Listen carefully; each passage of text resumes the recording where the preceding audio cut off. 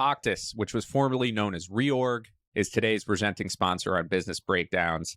This is an essential credit intelligence and data provider, and they have grown to over 40,000 professionals across leading buy-side firms, investment banks, law firms, advisory firms. And what they're doing is they're taking the human expertise, which is so important in credit. They're embedding it with AI, technology, data, and workflow tools. And that's going to allow you to unlock all the things you need, the truths to fuel that decisive action that you need in the credit markets. So head over to Octus.com to learn how they have taken this verified intelligence platform, delivering it at speed and giving you that complete picture across the credit lifecycle. You can follow Octus on LinkedIn or X. There they will share breaking news and exclusive coverage, and you can find links to everything in the show notes. This is Business Breakdowns. Business Breakdowns is a series of conversations with investors and operators diving deep into a single business. For each business, we explore its history, its business model, its competitive advantages, and what makes it tick. We believe every business has lessons and secrets that investors and operators can learn from, and we are here to bring them to you.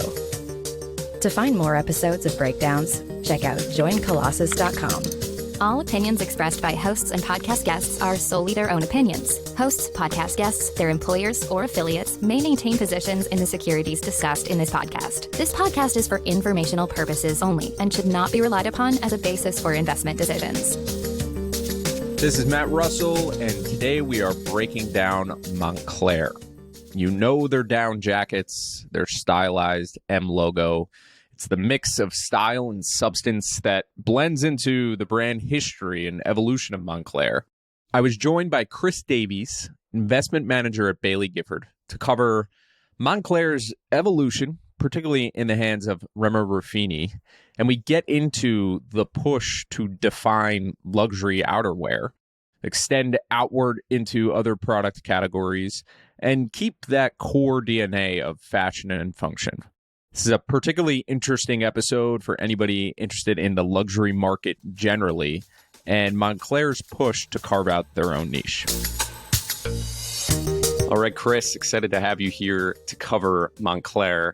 It's a product, a brand that I think most would be familiar with, but maybe we can just start out by covering an introduction to the business itself. What does Moncler entail?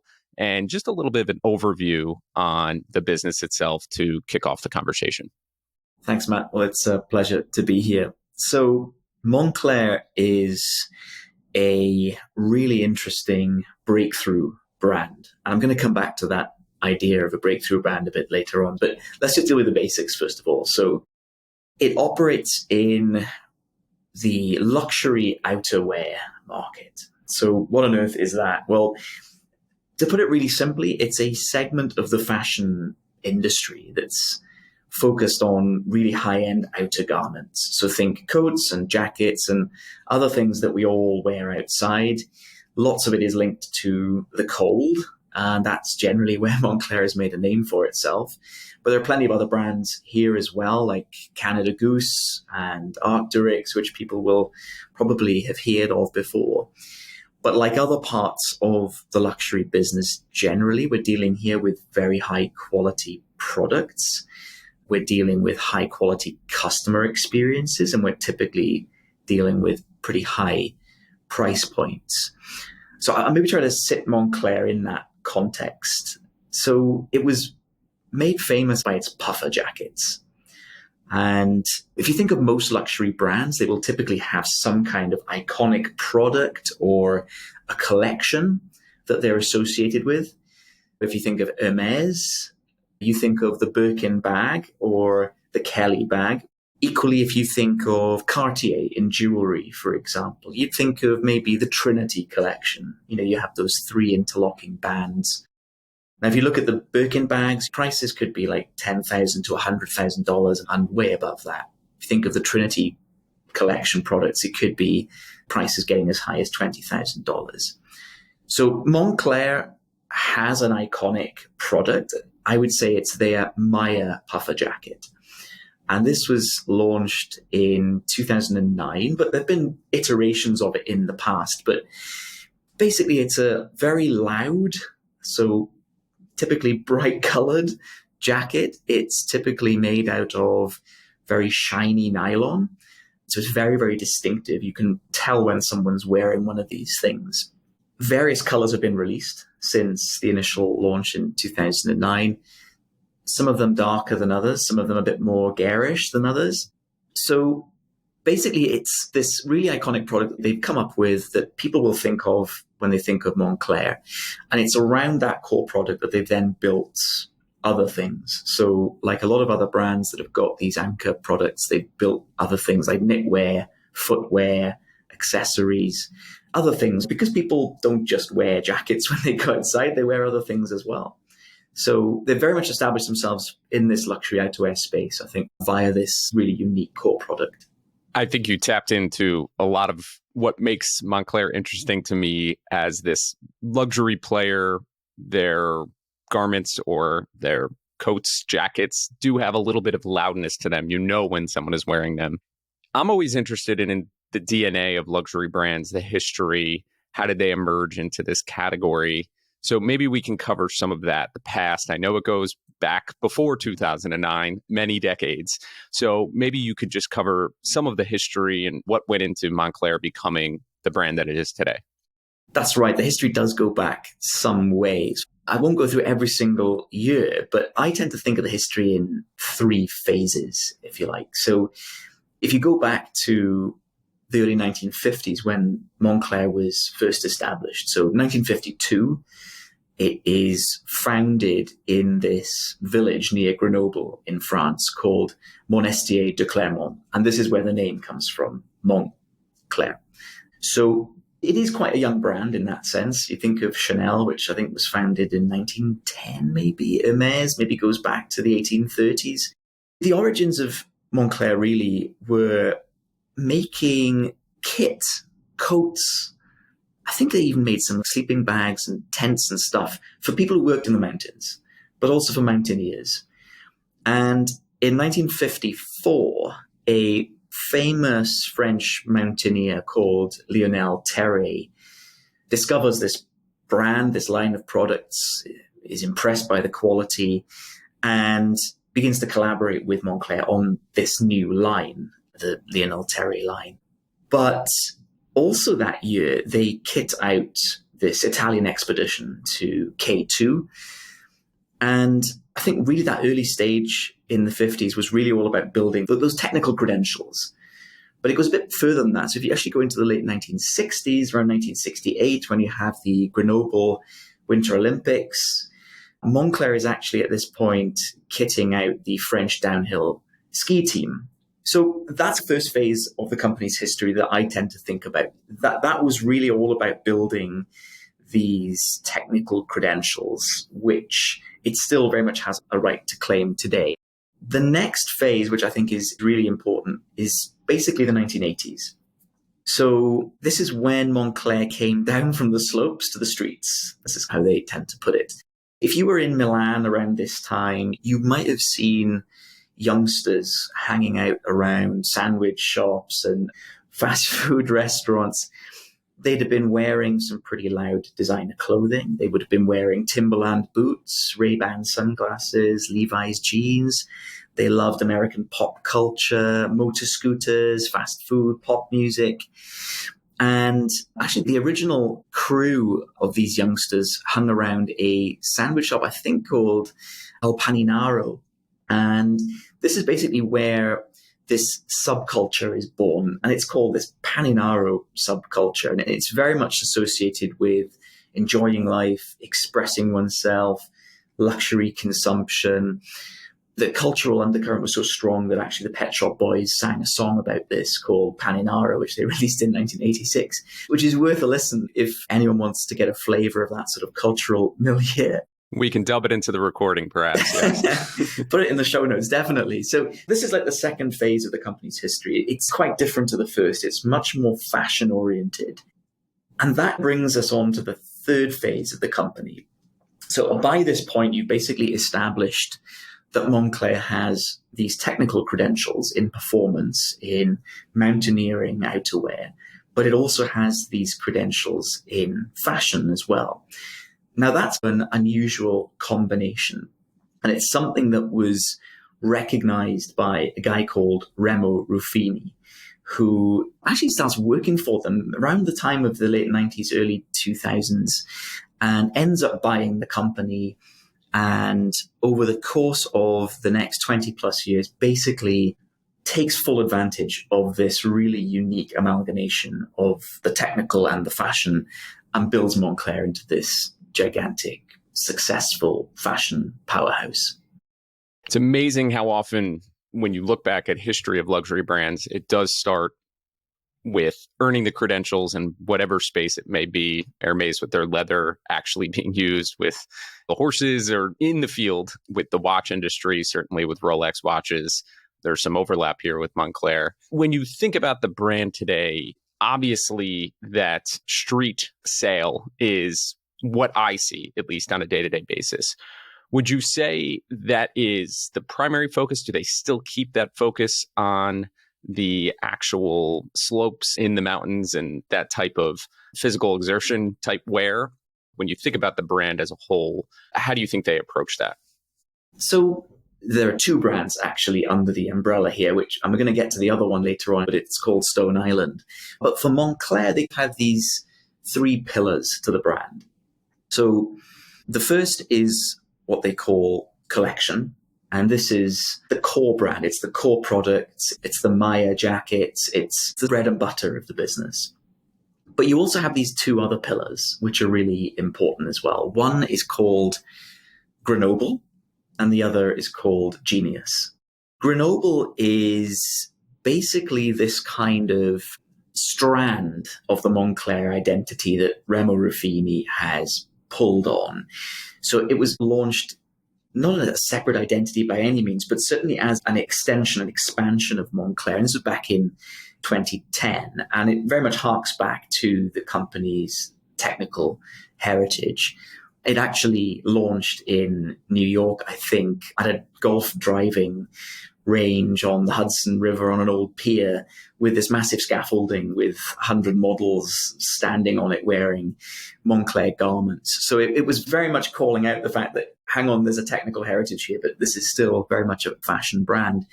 And what you've seen them starting to do over the course of the last sort of 10, 15 years is gradually open some of these more technical leaning stores. And I guess this has culminated a bit more recently where they've actually started to open dedicated Grenoble boutiques where you take those technical products, and you can see these online, by the way. It's not just something you have to go to a store for. You can go online and have a look at the various products that they have under that Grenoble range. But it's very much this deliberate reclaiming of that technical heritage. The other one is Genius. Now, Genius is really quite interesting because, first of all, it's the newest of those three pillars. It was brought in back in 2018, and it's kind of a platform. It's a multi-designer platform. If you think of the typical way that a luxury fashion business would work, you would usually have one creative director. Gucci is a good example. How many creative directors of Gucci could you name over the years? Well, you've had people like Tom Ford, who did pretty well for himself. Frida Giannini, I think, came after him. More recently, you've had people like Alessandro Michele. But that model is very much dependent on one individual, how they think about the brand, how they imagine the brand. And you'll have fashion shows which then reveal on a periodic basis what that designer has come up with. Remo Ruffini is not that keen on industry standards and the usual way of doing things. And part of the reason for this is that when he bought Moncler back in the early 2000s, you already had some pretty big brands out there in the world. So if you want to try to compete with these, you've got to do something that's really quite different. And this really culminates in the launch of Genius in 2018. And the idea is that you just collaborate with a whole bunch of different designers during the course of an individual year. So I think so far they've probably collaborated with 80 plus different designers over the history of Genius so far. But what it does is basically generates hype and excitement and interest. These are limited edition, time-limited collections that they develop with individual designers. And they've actually blown this up to a much larger scale. So actually, if you go back last year, they had this incredible extravaganza in Shanghai where they basically took genius and in one go had 10 different designers collaborating in this old shipyard, which had been completely revamped. It was a bit like Disneyland for fashion designers. And they had 8,000 people attend. It was live streamed by nearly 60 million people. And so you had these 10 different areas where these different designers would interact with the Moncler brand, reimagine, reinterpret it. So you had one section which was Donald Glover with an agricultural theme. Another explored the intersection between fashion and AI. So that was really interesting. To really understand how it works, you need to see it as part of a flywheel. It very much drives interest and excitement for the brand. So those are the three pillars, I would say, the core collection, Grenoble, and then you've also got Genius as well. And I think you've covered a decent amount about what makes Ruffini different. But are there other things that you would point to just in terms of him taking over this business, which was struggling at the time? He was opportunistic in terms of the time that he acquired it. You've described some of the ways that he's left his fingerprints on it, but anything else that would get into the ethos of Ruffini? Because he does seem like such a primary character within this business story. Oh yeah, he is the impresario in this case, for sure. So he's the chairman and CEO. Moncler doesn't have a creative director, but he's like the driving force on the creative side as well. He is restless. He is constantly innovating, looking for ways to reinvent Moncler. I've heard him say in the past, we should never compromise, never get bored, so we don't bore others. And this, as a philosophy, has worked pretty well. So I think Moncler had about $45 million of revenue when Ruffini took over. He grew that tenfold by 2012, which was the year before the IPO. I think to really get into his head, you need to go back and look at his history. So actually his parents were involved in the fabric industry a long time ago. So there are stories of him, aged 6, 7, sitting around the kitchen table talking about fabrics and styles and the like. He said to us in a recent meeting that he used to have this light blue Moncler jacket when he was a kid. And he loved this jacket, but it really planted a seed for him. His career, when he went to work for his father's business. So his father set up this business called Gianfranco Ruffini in the early 1980s. He actually moved out to the East Coast of the US. And Remo Ruffini actually went to work for him for a while, but he was traveling around. He explored the East Coast of the US. And this was around the time, back in the 1980s, when the sort of preppy lifestyle was taking off. Very much oriented around quality clothing, lots of links to sailing and tennis and these sorts of things. And it's the sort of style that's really survived, and people even today can still figure out what preppy actually means. But that inspired him, and he came back to Italy, went back home to Como, and basically set up these two brands of his own, one of which was called New England. And he describes this period as basically a bit like going back to school. Now, these two brands were pretty successful. He sold both of them to a private company called Stefanel, and this was in about 2000. Stefanel specializes in knitwear, but this gave him some liquidity. Now, I think I mentioned earlier, he was working as a creative consultant for the holding company, which owned Moncler at the time. And they were really struggling with the fallout of the TMT crash and were just looking to sell. And so Remo Ruffini is basically in the right place at exactly the right time and acquires this brand for about $1 million in 2003, which is a real bargain. He acquires the operations in 2005 with the help of a private equity company. The operations are valued at about 1.2 billion euros. And you basically have this succession of private equity investors being involved, the likes of Carlyle, for example. Now, the IPO was originally planned to be around 2010, 2011, but for those of you who will remember what was happening around that time in Europe, the chat was all about Grexit, not Brexit, which people have been talking about so much since 2016. We had that referendum in the UK. Europe felt at the time like it was falling apart. There were all sorts of problems in Portugal, Ireland, Italy, Greece, Spain. So the private equity firm that was involved basically decides, you know what, actually, we're just going to sell to another private equity company. So this is Eurozeo, and the IPO is pushed out, but it eventually happens. It happens in 2013. The share price pops, I think, 40% or something on the day. It's an incredibly successful IPO. And then private equity gradually kind of sells down, and we get to fully listed Moncler. So Ruffini is still very much invested. Most of his wealth, and he's a multi-billionaire by now, most of his wealth is tied up in the business. So by the end of last year, his holding company actually held around 16% of the company.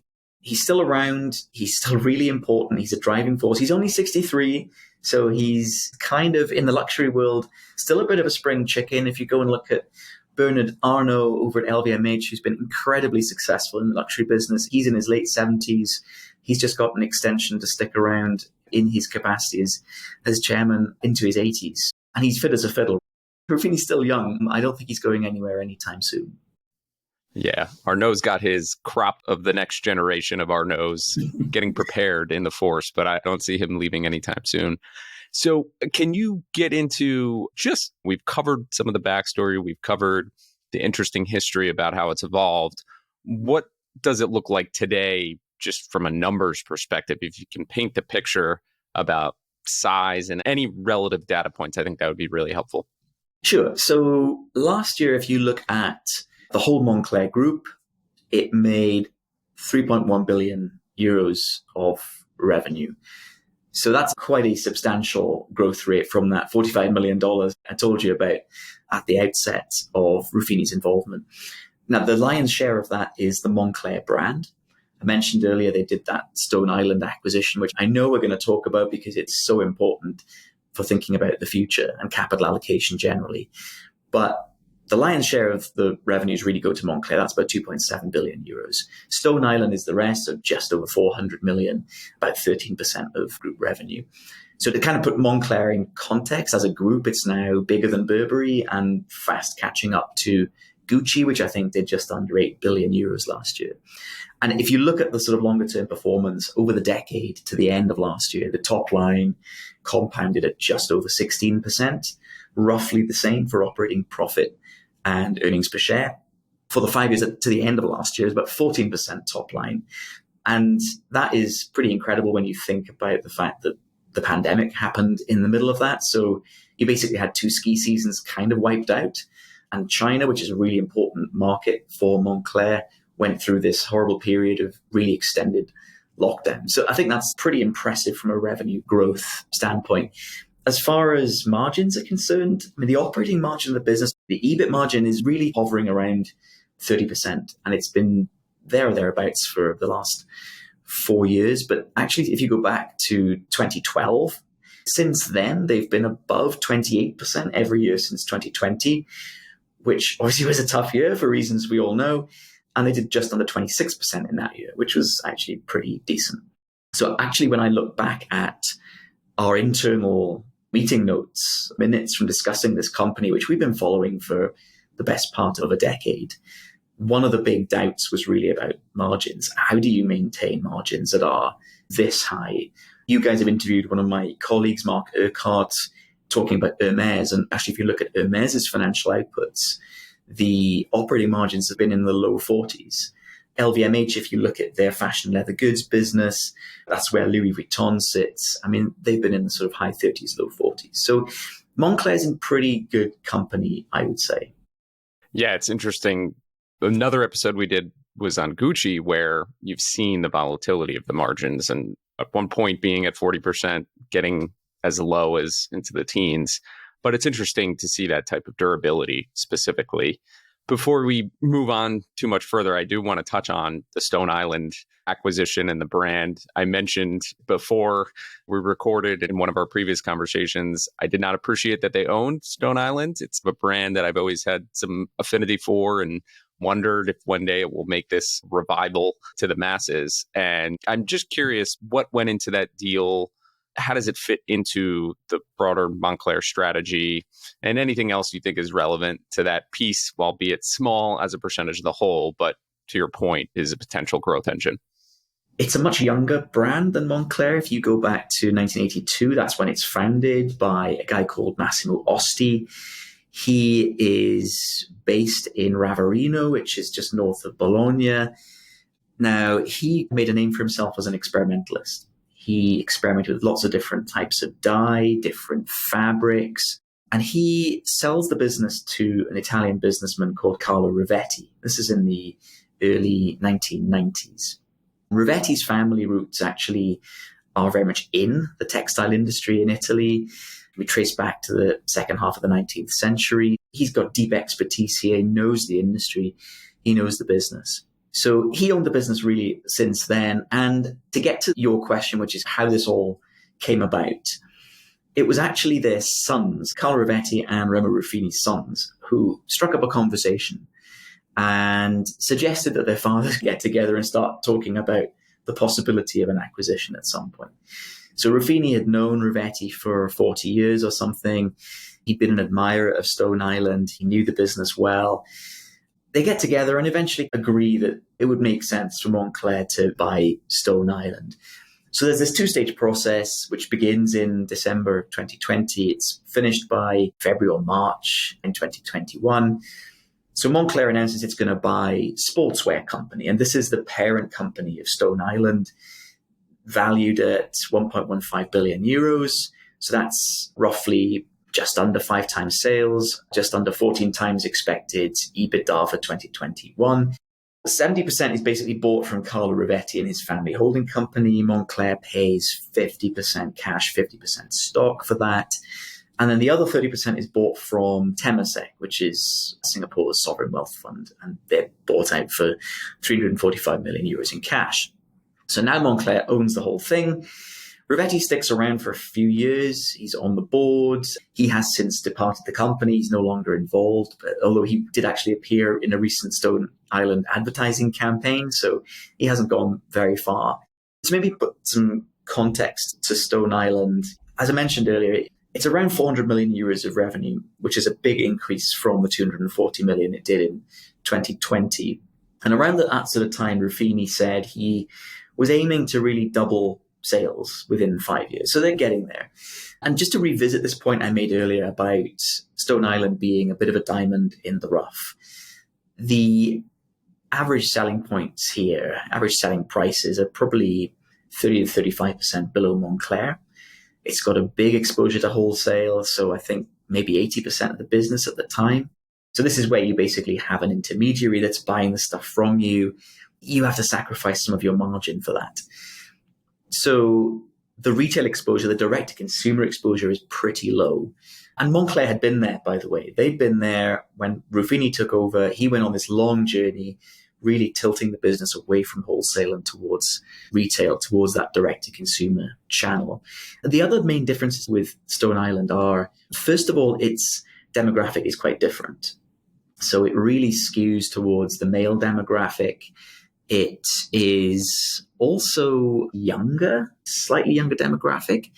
So Ruffini sees this as a way to speak to us, to a different segment of the population, maybe a younger segment of the population.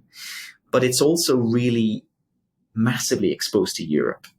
So Ruffini sees this really as a huge opportunity because it under-indexes to Asia and it under-indexes to the US. So he sees opportunities there.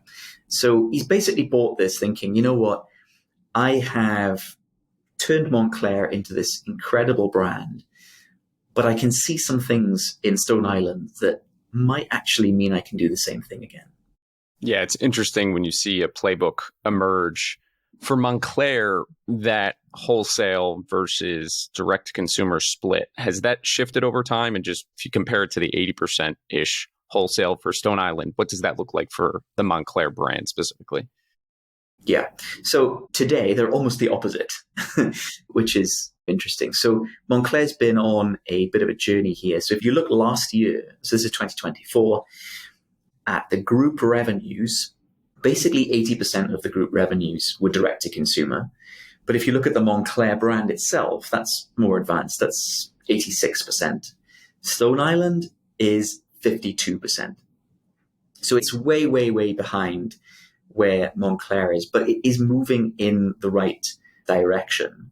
So if you look at where it was at the end of 2021, for example, Stone Island's direct-to-consumer was only really 29%. So it's moved quite materially.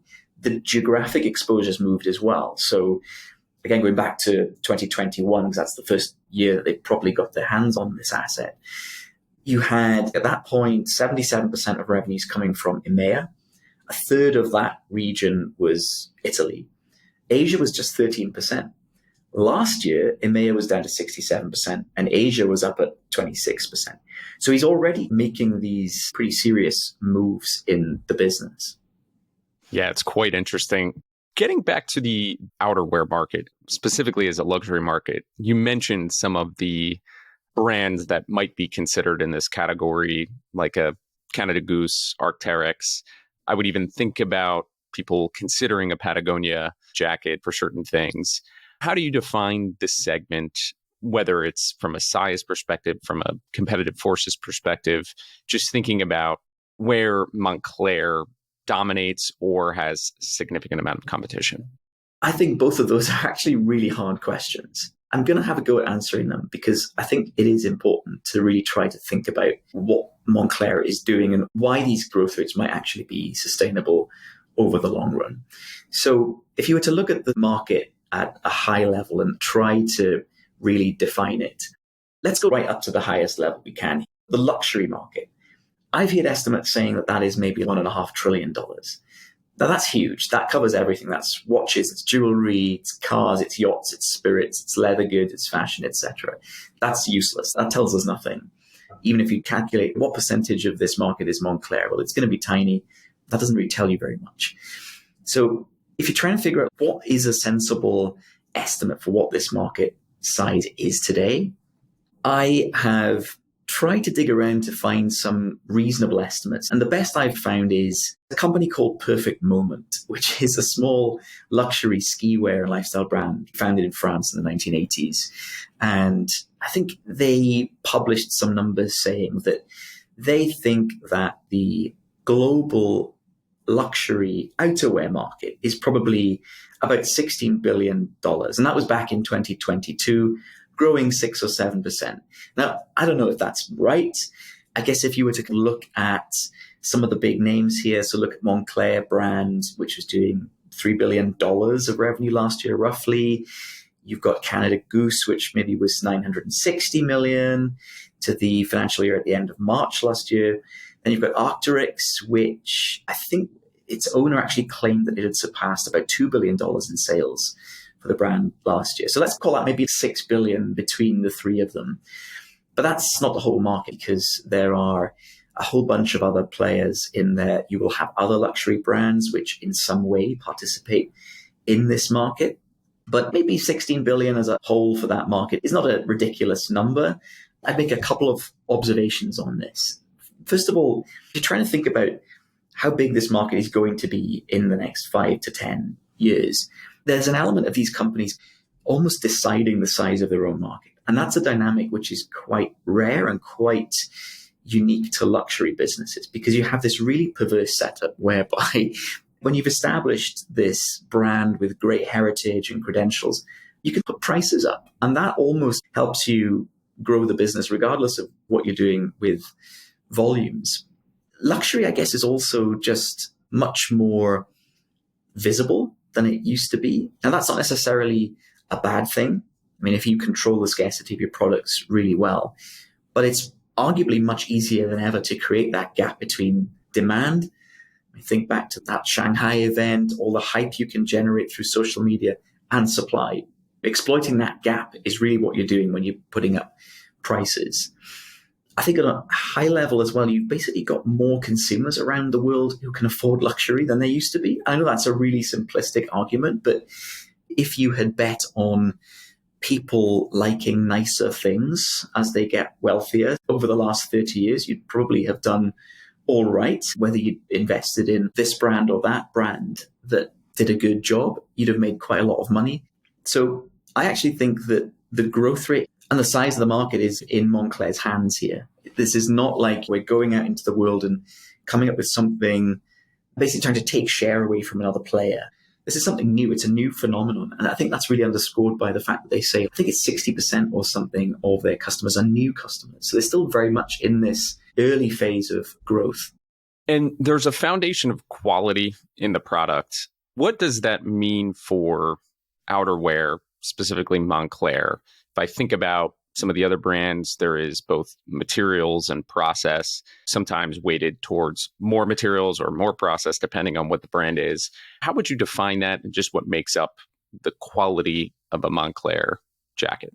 Yeah. So I tend to think of the quality for most luxury brands in two ways, really. So one is actually the quality of the product itself.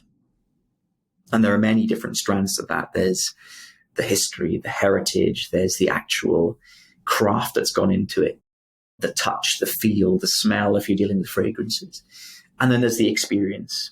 And that, I think, is a really crucial part of any luxury brand. You need people to feel like they're experiencing something. This is something that's really special and unique.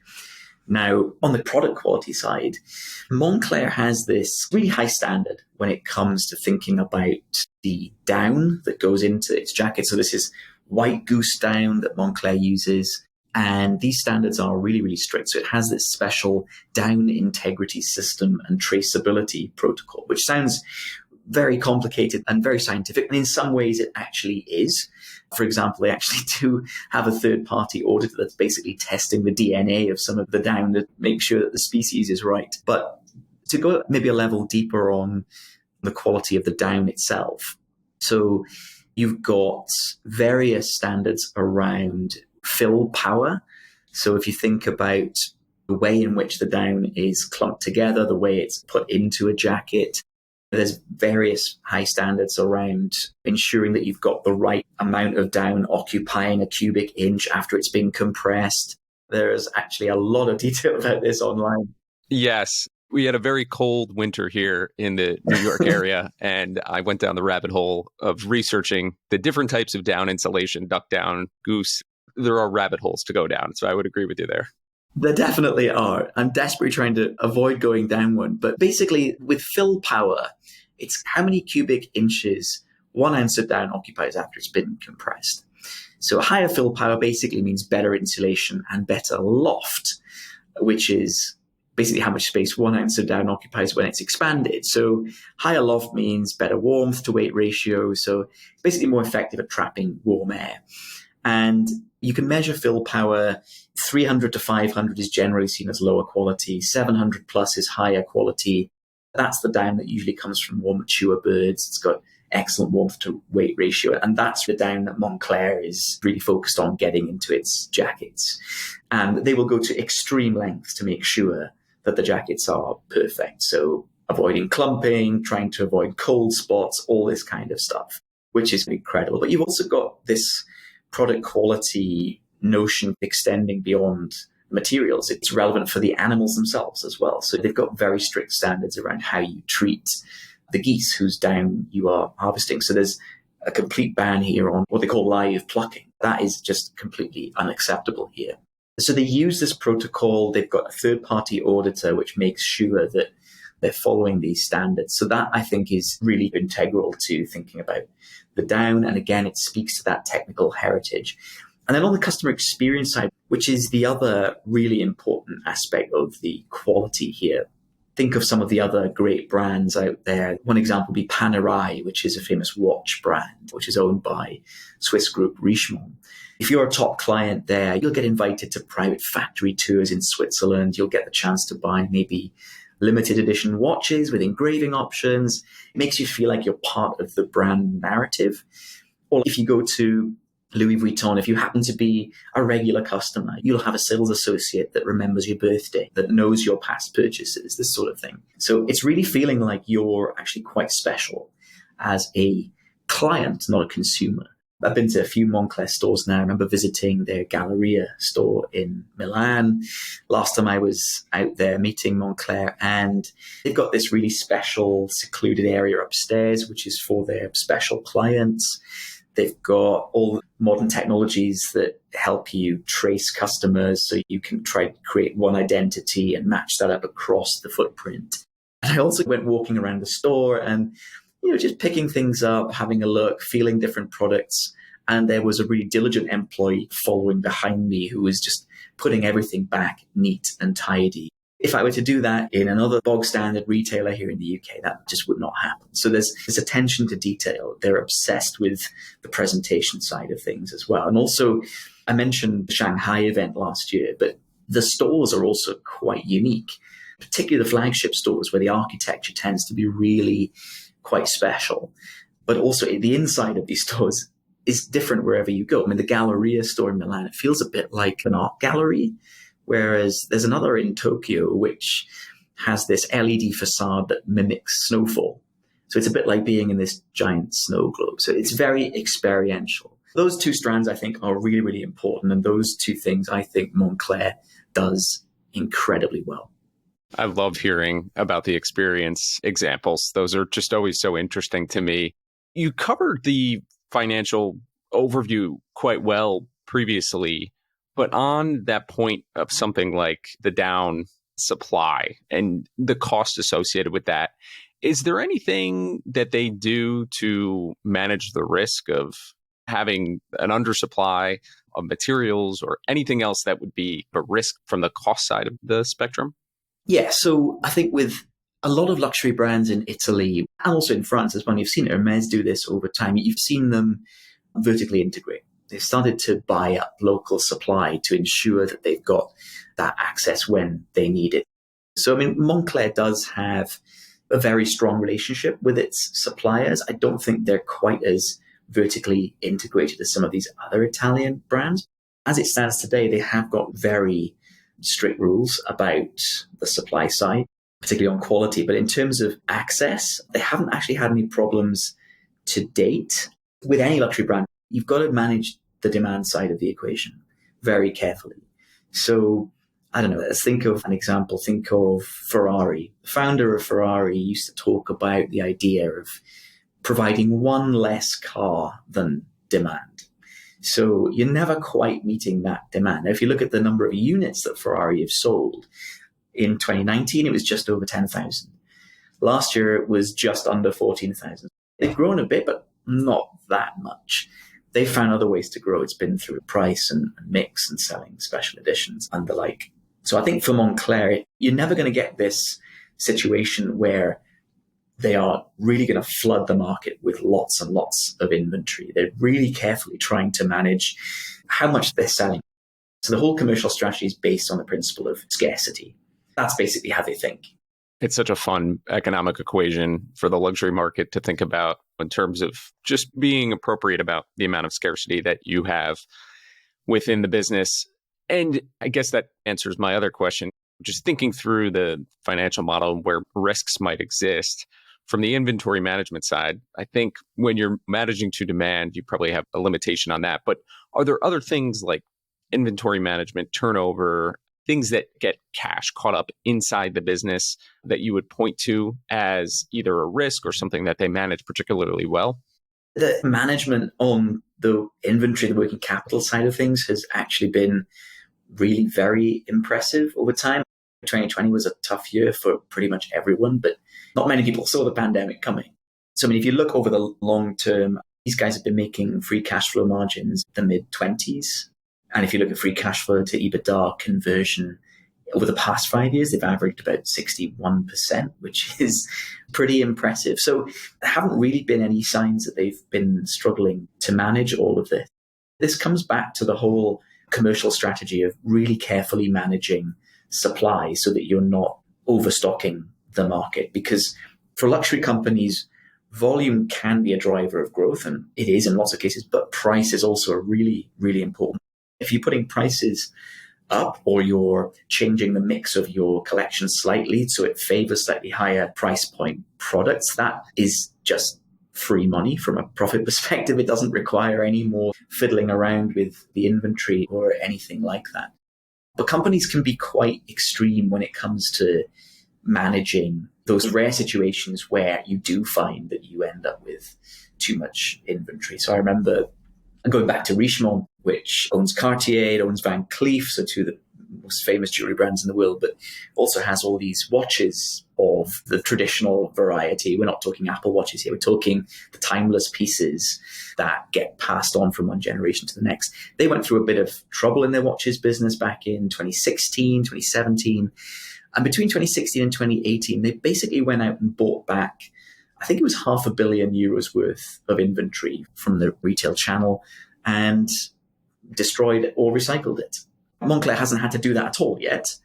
I like to think that these days, with all the software that you can get that helps you manage on what is really an omni-channel business, that it's much easier to figure out what needs to be in each location in order to satisfy demand, rather than sitting on huge piles of inventory all over the place. But you're right, it's a risk, and you can never completely rule it out. I think back to Adidas and Kanye West and how that relationship completely fell apart, and how Adidas was left with an enormous pile of unsold inventory, which ended up looking pretty toxic because Kanye West had these increasingly strange moments and it was damaging the brand, and so on and so forth. So it can be a risk.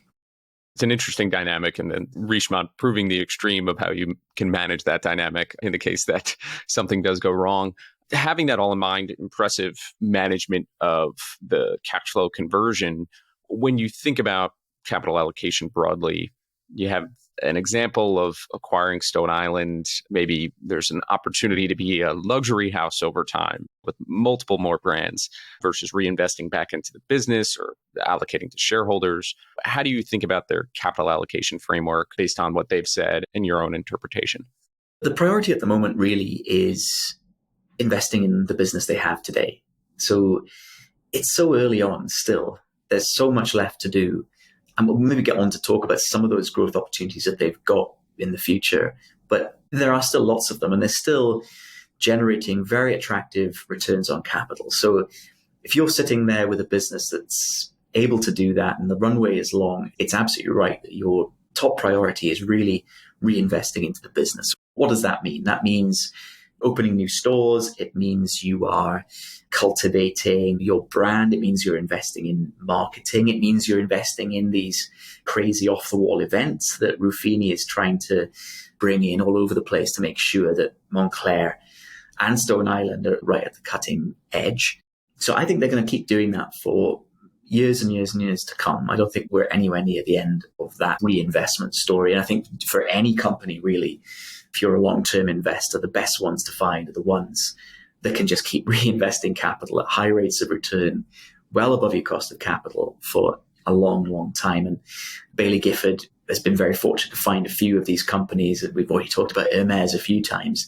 I mean, that's been owned by some of my colleagues for over 20 years, and it's been an incredible success story. The acquisition side of things, I tend to see Stone Island as a bit of a one-off. Now, I'm not going to say that they'll never do another acquisition ever again. They've played it down somewhat.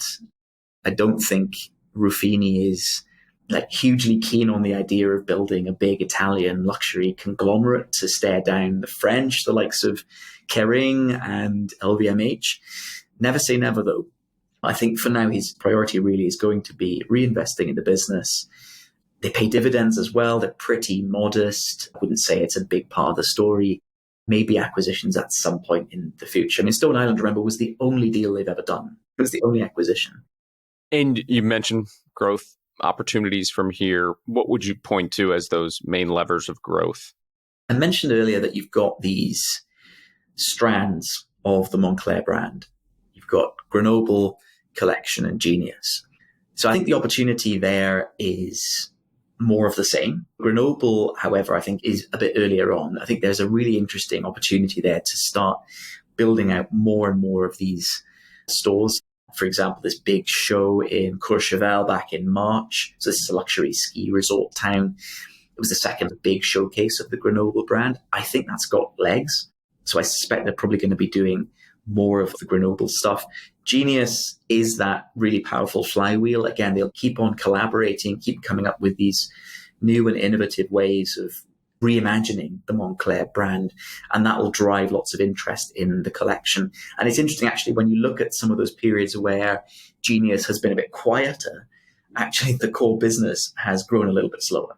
So you can see that it is an important thing to keep pressing on with. There's a big opportunity in the US. Moncler is really under-indexed there. So roughly 14% of sales come from the US. That is quite a bit lower than most of the other big luxury houses, which tend to be north of 20%. So they're actually working on this right now. Various things going on here. They've probably been a bit slow to move to the direct-to-consumer retail model. I think they're trying to speed up that reduction in reliance on wholesale partners like Nordstrom and Saks and so on, which have tended to dominate the US business. So there's a shift definitely going on there. They're opening more stores. They've got this really big flagship store that's about to open on New York's Fifth Avenue, which is home to lots of other famous flagship stores, Armani, Cartier, Harry Winston, Louis Vuitton. Again, they'll be in very good company there. That's going to be their biggest flagship store, I think, in the world. And that's going to open in the US. But I think if you look at the East Coast and the West Coast, they're probably more penetrated, I would say, than everything in the middle. So it's interesting to me that they only recently, a couple of years ago, opened their first dedicated boutique in Dallas. There is a big gap, I think, they need to address in terms of growing brand awareness in a lot of these states in the middle of the US. So I think they're only just getting going there, really. There's a long, long runway to explore there. It's worth touching on Asia and China because this is a really important part of the business. I mean, Asia was about half of the group's revenues last year. China's been a bit of a difficult market recently for lots of brands. We're starting to see some real signs of recovery coming through for Moncler, but the long term is really what matters to us. And what we see from Moncler is a huge commitment to that market. Obviously, the Shanghai event was one event, but it was massive. Every year they have this Genius presentation where they put out the hint of what we're doing, that they actually moved that to China for the first time. Again, breaking the mold somewhat. So they're going to be doing a lot more of that. They're going to invest heavily in China, but we're still in the foothills of growth there. And they've got a really interesting organization in China, which is really digital first. It's really client oriented. They actually see it internally as run in quite a unique way. They've got somebody representing that business on the exec committee as well. And one thing they said to me was we could learn something from what we do in China in our other businesses. So China and Asia more broadly, I think, is going to be really interesting. And Stone Island, this is possibly the second act. It's the what comes next. And we talked about a lot of the growth drivers there, the growing direct-to-consumer. Your price points could be growing over time. I can see how that brand possibly splits into different pillars itself. So, for example, they've got a range called Ghost, which is more of a subtle, quieter version of the brand, which is not a quiet brand, Stone Island, by any means. So I think there's room there, and you're starting to see some of that come through. So if you look at last year, for example, for Stone Island as a whole, the top line actually shrank 1%. Now, if you look under the bonnet or the hood, as you North Americans say, Asia grew 23%. And again, Stone Island's barely got going there. It's much, much earlier than Moncler is. Direct-to-consumer across the board grew 23%. Wholesale fell 19%. So that shift is ongoing, and it's still in the midst of that unfolding, but it's going to end at some point, and the baton will be very much passed to retail, and then it'll be over to them to really drive growth. So it'll be interesting to see how that works, but I can see that really starting to come through as they build out their business in Asia, they build out a business in North America. I think that's going to be really interesting as well. And within that context, I mean, what risks stand out to you when you think about main risks that exist within the business? What stands out for Moncler? Yeah, I think with any fashion business, you have to have a healthy skepticism about the long-term sustainability of the business. Fashion can be quite violently cyclical. So we mentioned Gucci a few times. They had some incredible years under Alessandro Michele as creative director. That came to an end a couple of years ago. So they've had a really, really difficult period. I think there's that cyclical element to it. Now, I've got quite a lot of faith in Moncler because they've got genius, because they're constantly staying relevant and fresh, that you can actually fend that off. The obsession with avoiding the boredom of your clients, I think that's really quite powerful. Another thing that worries me is when you are, as a lot of these genius collaborators are, operating at the edges of experimental fashion, there are dangers. We've seen various examples of this over the years.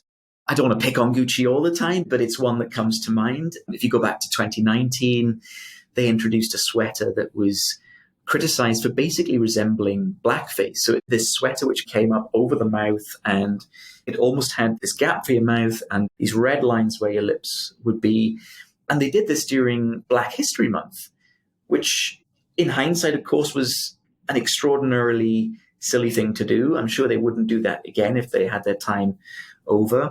You could actually look at Moncler itself. There was quite a controversial collection back in 2016 when Tom Brown, who was a designer that they were working with at the time, basically had these models wearing what looked like military or camouflage-inspired clothes at a fashion show not long after the terrorist attacks in Paris in November of that year, which were absolutely terrible. People died. It was awful. So that was regarded by some people, a lot of French people, as really very distasteful. So that's a risk as well. I'll give you two more. One would be the supply chain. We've talked about this, but there is huge risk here if you get this wrong. And there's been lots of scrutiny in the press recently, particularly companies like Dior getting into hot water because their manufacturing arm was implicated in labor exploitation. And it became clear that there were big flaws in their audit and oversight process. That's a big risk. And the other one, I guess, would be Ruffini. He is so important to this story. Now, we've met a number of people around him over the years. Some very impressive people like Luciano Santel, who is like his right-hand man, Roberto Eggs, Gino Fisanotti. There are lots of really impressive people who've come to Moncler from other really big brands over the years. It's a really deep bench. It's an experienced bench. But there is a kind of magic stardust to Ruffini, and he is important. And I think if he got hit by a bus tomorrow, I'd probably be quite worried. Fingers crossed, of course, he is in great health for many, many years to come. The question for us would be around succession. I think he said at the end of last year, I would love it if my sons would take over the business. And I think one of his sons actually does work at Stone Island. So it might happen at some point, but it's clearly a risk. He's important. He matters. He's a massive driving force. Key man. Yeah, exactly. It's key man risk. Exactly. Well, this has been fascinating, diving into a new niche of the luxury market. We finished the conversations with the key lessons that you can take away. What stands out for Moncler as a key lesson that you might be able to apply elsewhere? That's a great question. I think protect your brand. The brand should be basically at the center of everything you do. Every decision you make should be forcing you to ask yourself, what does this do to my brand? And this is what Ruffini is obsessed with. I remember seeing an advert actually at an airport recently, a different brand. It was a watch brand, Patek Philippe. And the tagline was something like, you merely look after it for the next generation. You never actually own it. I think that's true for all luxury brands. The stewardship is so important because you're passing this on to either the next generation of the family or at some point maybe professional management. And you've got to be absolutely sure that you've done everything to strengthen that brand, to avoid it being caught up in scandals, besmirched in some way. So that to me is one of the vital lessons here. It's being obsessed with the quality of the brand and being willing to actually not do things. What are the things that we are willing to give up in order to maintain the brand equity? To give you the example earlier of Richemont buying back all of that inventory, they described it as an investment in the brand, not a loss. I love it. It's a great lesson that certainly applies here and to the broader luxury market. This has been fascinating, Chris. Thank you very much for joining us. Thank you, Matt. Cheers. To find more episodes of breakdowns ranging from Costco to Visa to Moderna, or to sign up for our weekly summary, check out joincolossus.com. That's JoinColossus.com.